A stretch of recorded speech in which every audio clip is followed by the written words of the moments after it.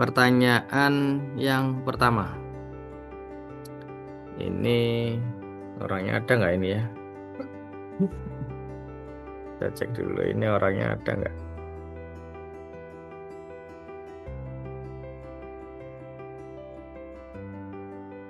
Orangnya nggak ada ini kelihatannya.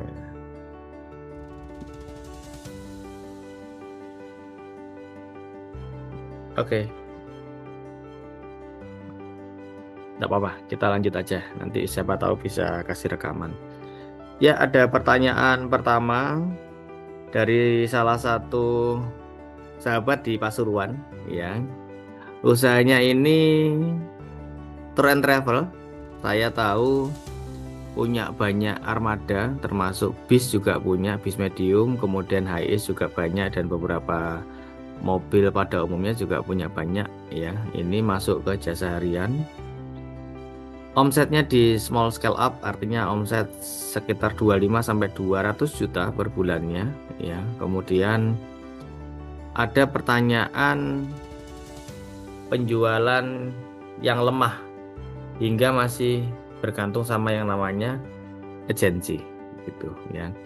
Jadi bayangin ini usaha tour and travel, tapi memang kebanyakan kalau saya lihat bukan tour and travel ya, tapi malah persewaan bis begitu.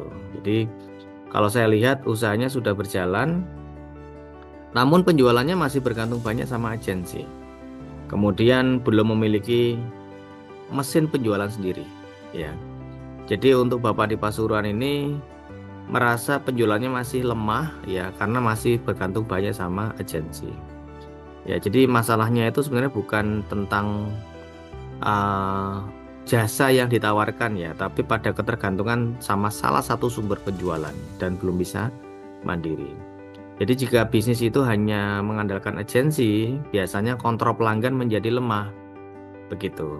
Dan kemudian margin itu bisa jadi lebih tipis ya, karena tidak langsung ke end user. Kemudian bisnis itu juga agak sulit untuk berkembang secara mandiri. Ya, artinya usaha itu perlu mulai membangun sumber penjualan sendiri ya, begitu Bapak yang di Pasuruan. Nah, ada beberapa saran ya kalau dari saya. Yang pertama ini adalah membangun jalur penjualan langsung ya. Jadi mulai perlahan. Saya pernah ketemu beliau ya. Saya sarankan untuk mencari pelanggan sendiri ya. Biasanya pelanggan sendiri itu siapa? Ya bisa jadi mungkin bukan end user, tapi siapa saja yang bisa memanfaatkan sewa bis tersebut begitu. Jadi misalkan nih terbiasa kita itu disewa sama yang namanya sekolah misalkan. Ya kita harus punya data semua sekolah sejauh mana kita mau berkembang. Sepasuruan bisa jadi atau se-Jawa Timur. Cari di Google Maps sekolahnya di mana saja, kemudian dikunjungi, kemudian deal, kemudian bisa jadi nanti first order begitu ya. Nah kemudian misalkan yang sewa selain sekolah instansi apa gitu ya, kita harus cari instansi yang serupa di Google Maps, kita kunjungi, mau sepasuruan atau se-Jawa Timur. Nah itu harus disimpan dan kemudian kalau bisa pecah telur dulu agar nanti bisa kita di beliaunya bisa mengetahui ya servisnya Bapak yang di Pasuruan ini agar bisa repeat lagi. Kemudian jangan lupa ada yang namanya media sosial yang harus diperhatikan oleh Bapak yang di Pasuruan ini, karena yang tadi itu kalau saya sebut adalah outbound marketing ya. Outbound marketing itu kita distribusinya mengunjungi, punya list sekolah sepasuruan, punya list sekolah Jawa Timur. Nah tugas kita mengunjungi begitu. Tapi jangan lupa kita harus punya yang namanya inbound marketing. Inbound marketing itu biasanya adalah medsos, biasanya adalah Google Map yang kita punyai sendiri, itu harus superior dibandingkan yang lain, ya begitu. Kemudian jangan lupa punya yang namanya saling simpen ya, saling save sama pelanggan yang sudah menggunakan jasanya jenengan Bapak gitu. Karena jangan sampai kita sudah servis kemudian bisa jadi kita mengeluarkan biaya promo tapi kita lupa untuk tidak save. Artinya kita juga harus membangun branding, membangun positioning, kalau butuh sewa bis harus ke jenengan gitu ya. Tujuannya agar kita tidak hanya menunggu order dari agensi begitu ya. Nah, kemudian lanjut kita ada yang namanya bangun database pelanggan. Nah, ini. Jadi setiap pelanggan yang pernah menggunakan jasa itu jangan berlalu begitu saja. Ya, minimal kita harus saling simpan nomor ya. Kemudian kita juga minimal harus punya riwayat layanan ya begitu. Jadi pelanggan lama itu sering menjadi sumber repeat order sebenarnya begitu. Nah, bisa jadi kalau di beberapa travel yang saya ikutin, mereka itu tidak hanya jualan sewa bis ya, tapi mereka juga jualan buku ya. Tidak hanya fotografinya tidak, tapi dia itu ya biasa ya. Kita tuh kalau dapat foto soft file kan kadang hilang ya. Tahun depan atau 2 tahun lagi sudah hilang gitu. Namun kalau kita itu langsung printkan di buku dan mereka itu apa namanya seneng ya, ada sesuatu yang bisa dia baca atau dia bisa lihat setelah event, itu akan ingat terus. Dan jangan lupa di album video itu branding usaha kita harus benar-benar jelas begitu ya. Nah, kemudian ada yang saran yang ketiga di sini, Bapak yang di Pasuruan, itu jadikan agensi sebagai tambahan ya, bukan sesuatu yang utama begitu. Jadi agensi itu sebenarnya tetap boleh dipakai Bapak ya, jangan dihilangkan, namun porsinya harus diturunkan.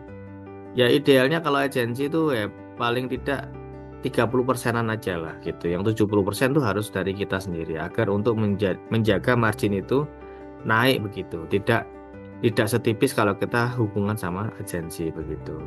Ya, jadi 30% saja, sisanya itu adalah berasal dari pelanggan yang end user, yang langsung. End user bukan berarti orang ya. Kita langsung ke sekolah itu juga ke end user ya. Kemudian bisa jadi kita ke instansi, misalkan ke kantor-kantor, itu juga salah satu end user.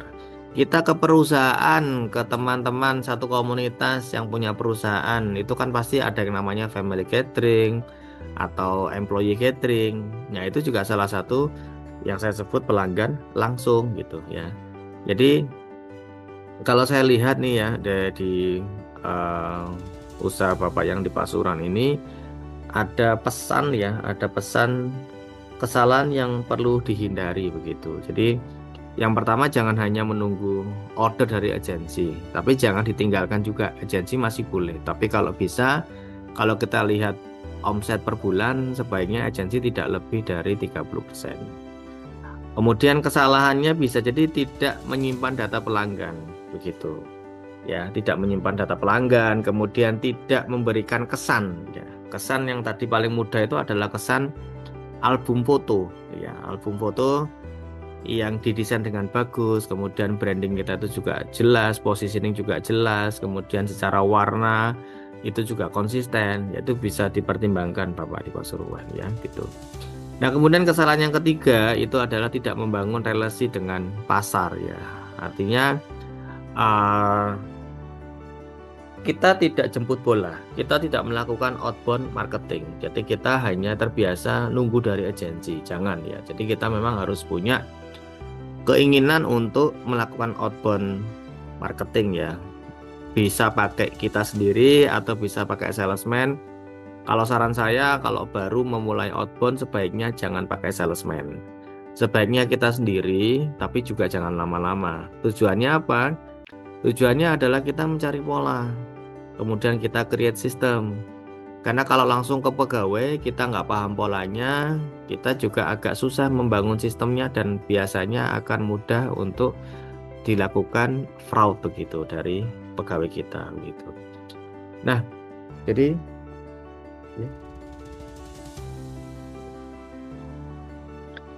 Bapak yang di Pasuruan ya, usahanya sudah bagus. Saya juga terkesan mobilnya sudah banyak sebenarnya ya.